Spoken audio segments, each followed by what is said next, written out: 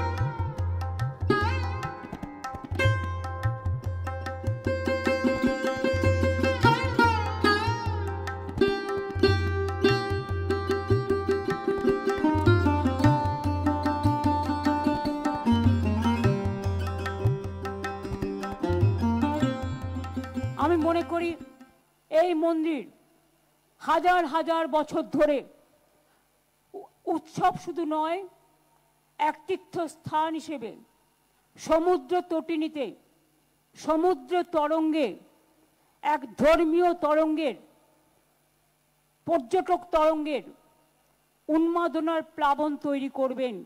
যারা হোটেলে আছেন, বিভিন্ন হোটেলে বা বিভিন্ন জায়গায় তাদের পুজো প্রসাদ এবং এই জগন্নাথ মন্দিরের ছবি পৌঁছে যাবে। আগামী দিন আমরা চেষ্টা করব, আমি আইএনসিএ ডিপার্টমেন্টকে দায়িত্ব দিচ্ছি এই মন্দিরের ছবি এবং একটু করে প্রসাদ হলেও সামান্য সববার বাড়ি বাড়ি পৌঁছে দেওয়া সারা পশ্চিম বাংলায় এবং সারা ভারতবর্ষ যত বিখ্যাত মানুষ আছেন যারা ভালোবাসেন তাদের কাছে পৌঁছে দেওয়া।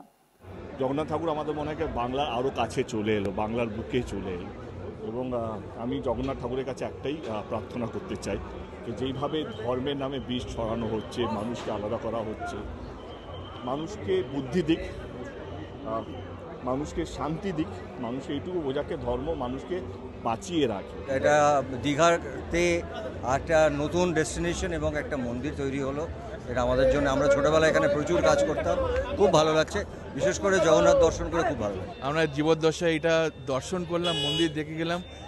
বাংলার মানুষ মমতাদির কাছে অনেক অনেক কৃতজ্ঞ, মাননীয় মুখ্যমন্ত্রীর কাছে, এবং এই স্যান্ডস্টোনের কাজ এত সুন্দর, এত অপূর্ব, আমার মনে হয় সারা পৃথিবীর মানুষরা দেখতে আসবেন। দীঘাতে পূর্ব মেদিনীপুর আমাদের রাজ্যে প্রভু এসেছেন এবং এখন থেকে এখানেই বিরাজ করবেন। খুব ভালো লাগছে, যারা পুরীতে অনেকেই গিয়ে উঠতে পারেন না, তাদের জন্য, আমাদের রাজ্যের মানুষের জন্য সুবিধা হলো, তারা এখানে এসে প্রভুর দর্শন করতে পারবে।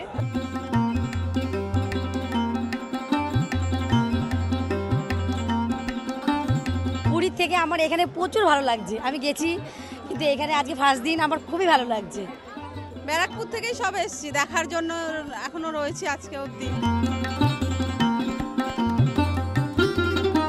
একেবারে প্রথম দিনেই যেই দিনে খুলে দেওয়া হয়েছে মন্দিরের দ্বার, সেই দিনে কিন্তু অসংখ্য মানুষের ভিড়, অর্থাৎ এতে বোঝাই যাচ্ছে সাধারণ মানুষ, পর্যটকরা, বিভিন্ন জায়গা থেকে যারা আসছেন তাদের কাছে এই মন্দির অত্যন্ত আকর্ষণীয়। ক্যামেরায় মৈনাক বাগচির সঙ্গে আমি তনুশ্রী চ্যাটার্জি, এই সময় অনলাইন। ডাউনলোড করুন এই সময় অ্যাপ iOS ও অ্যান্ড্রয়েডের জন্য।